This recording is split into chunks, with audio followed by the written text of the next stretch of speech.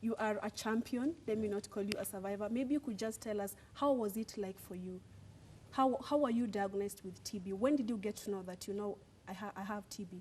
It was a little bit challenging those years, because mine started early 90s.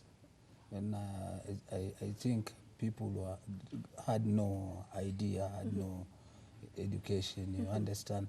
So I started coughing 1996, visited private facilities, of which they were treating pneumonia.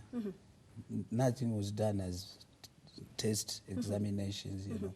Once the doctor just used what they call it? The stethoscope. Yeah, that's what he used, you know. So I was put on antibiotics until 1990, 1996, 1997. I had the doctor mention Rifata. By then I used to take 8 drugs. They were not compressed TB drugs like the ones being used now. Those times was so. I didn't know what Rifata is.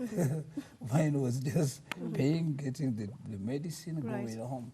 So the cough never stopped till 1999. This is when my mother advised me I should visit Portrees Hospital. That's the only facility in Mombasa which used to handle TB cases. And so when I went there, they did an X-ray.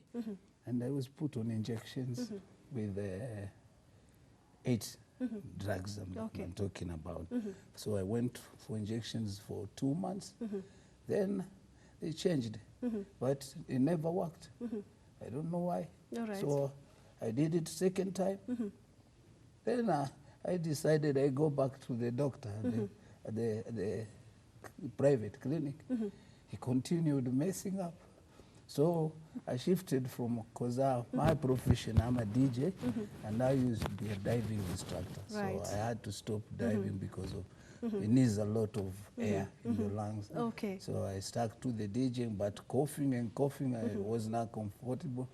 And at the same time, I was losing weight. I was 78 kgs, and I was going down.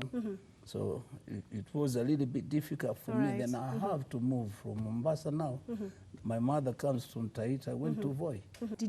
How was it like for you? Did you get stigma from maybe your family, your friends, your workmates? How was it like for you? And mine wasn't that heavy, but it was there, because coughing was like my lifestyle, you know. And wherever I pass, some people say, "Huyo anaenda," it's going, you know.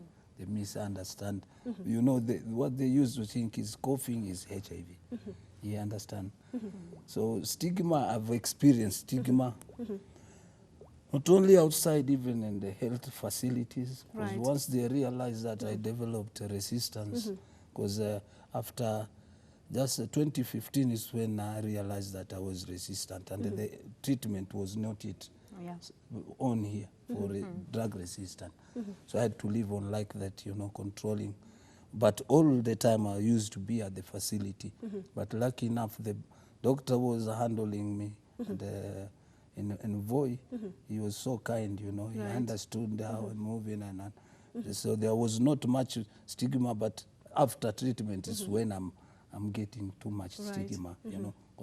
When I go to a facility and mention that I was in this situation, you know, things are happening. You know, people running for masks and you know, forgetting that it's better I have introduced myself, that I was there.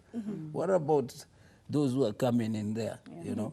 They are coming, they are fresh, and you don't know about their coughing, you don't know their status, you see.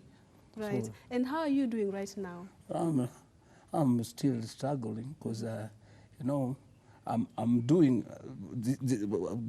through my journey for treatment, I started doing advocacy, you know, going to the clinics, empowering patients, you understand, giving them health talks, etc. in schools and everywhere. I'm using my situation in education. And so how I'm doing now is I have a collapsed lung, I think, what you call it.